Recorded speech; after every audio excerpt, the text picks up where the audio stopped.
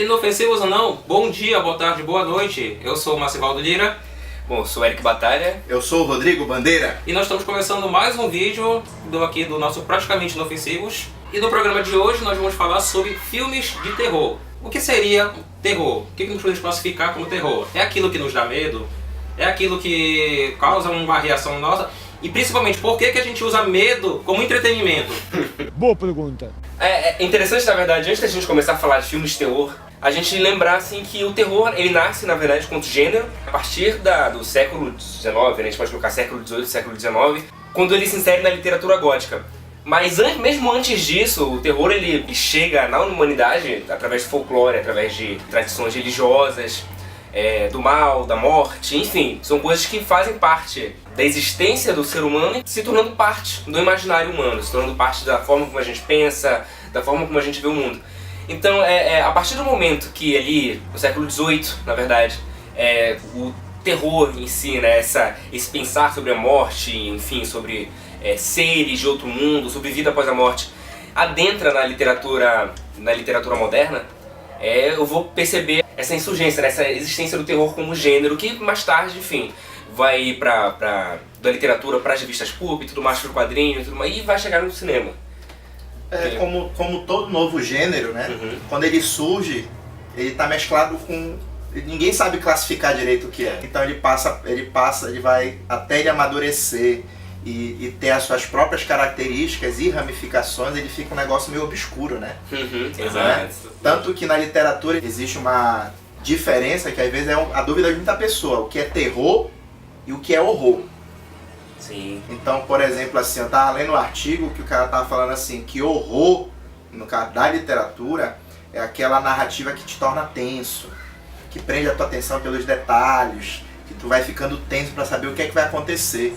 E ele cita como exemplo um dos contos do Alan Poe, né, que é sobre vingança, que o cara vai arquitetando aí, vai causando aquela tensão do que é que vai acontecer com os personagens. Aí isso é classificado como horror. Uma das ramificações do horror que surgiu foi o terror, que vai colocar elemento sobrenatural, vai puxar novos mitos, e assim vai embora, que é o que você estava falando. E essa definição, a origem, acabou se perdendo ao longo dos tempos, né?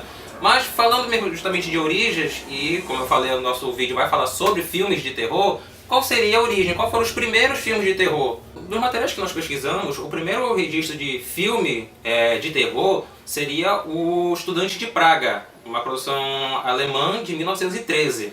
Esse seria o primeiro filme. Um longa-metragem, exatamente, né? Né? Mas a primeira película é um curta-metragem de 1896, né? Que é um curta-metragem feito por um francês. Ele é famoso, quem estuda cinema muito mais conhece como mulher. Enfim, ele trabalhou com experimentações no cinema de várias formas, e esse foi um dos exemplos. A gente vai deixar o link aqui, tem tudo no YouTube, é um curta de 3... Assim, eu não sei falar em francês, o nome dele, mas o nome seria o quê? A Mansão... tradução livre, né? A tradução livre, seria a Mansão do Diabo. Mansão do Diabo, que é a Casa do Diabo. Exatamente, mas por que ele é considerado a primeira película de terror, né? Porque justamente nele foi inserido alguns elementos sobrenaturais, né? É interessante, sei lá, a gente pode até estar rodando nesse momento o vídeo, você pode perceber que aos olhos de hoje é uma coisa até cômica, mas aos olhos da época que você realmente tem uma representação visual de algo que deveria ser o diabo, com uma edição rudimentar, mas fazendo coisas fantásticas em tela, naquela época. É final do século XIX, né? Final do século XIX é uma coisa assustadora, então é interessante a gente... Enfim, existe essa discussão, né? Essa discussão, na verdade. Mas no começo o que mais se destacou foi justamente como falado, né? Foi no caso produções alemãs, né? Que além do Garoto de Praga, também temos exemplo do Gabinete do Caligari, o Golem, tudo mais. Que são exemplos do cinema expressionista alemão, né? Que é um gênero de cinema que vai trabalhar com imagens distorcidas, cores fortes, enfim. É bem interessante visualmente. E um destaque para ele é justamente o Nosferatu, não é? O clássico que definiu vários, tipo, até mesmo um estilo mais gótico, né? Que foi uma influência para vários outros, né? E o Nosferatu, no caso, ele foi baseado justamente no livro do Drácula de Bram Stoker. Mas só que por causa de direitos autorais, eles não pôde usar nome dos personagens e tudo mais, então ele tem que fazer várias adaptações, né? É mais ou menos assim, o filme Nosferatu, ele segue mais ou menos a história do Bram Stoker, só com personagens diferentes e com algumas mudanças para não ser pego como se fosse um Exato. plágio, rodado a história sem autorização do autor. Mas é interessante porque é um filme que, em si, ele é um filme assustador, mesmo Sim, até hoje. sim. Porque visualmente ele é muito forte, o ator que faz o Bond é uma coisa feio, assustadora. eu acho, O cara é feio. digamos assim, que a imagem dele ela é marcada na cultura pop. Exato. Verdade. Você pode não ter visto o filme, mas você conhece a mas você imagem. conhece Você vai colocar a a imagem dele em algum lugar aqui, até pra você achar que a gente não é tão feio assim em comparação.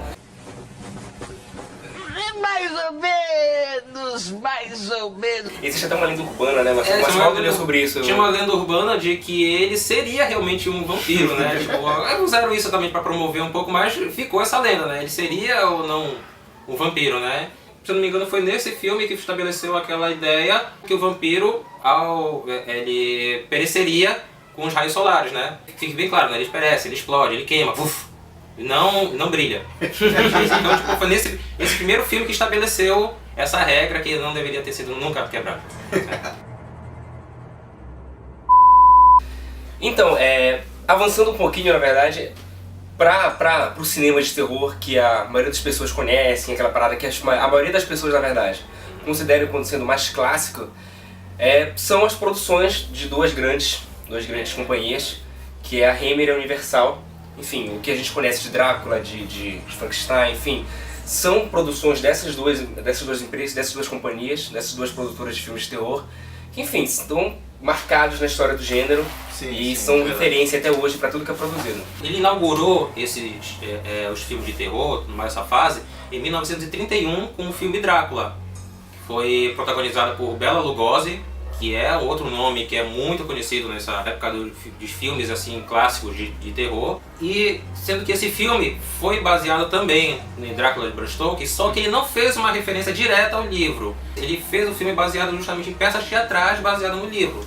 Adaptações diferentes. Adaptações. Assim como o Nosferatu não segue exatamente o que aconteceu no livro, né? Exatamente. A única diferença é que ele pôde usar os personagens, né? Mas porque eles tinham realmente os direitos. O nome Drácula, Mina Hacker, Van Helsing e tudo mais, né? Então puderam usar. I am Dracula. E fez um sucesso tamanho que permitiu com que eles fossem buscar outras inspirações. E o próximo filme, ainda feito no próprio ano de 1931, foi o Frankenstein. It's alive!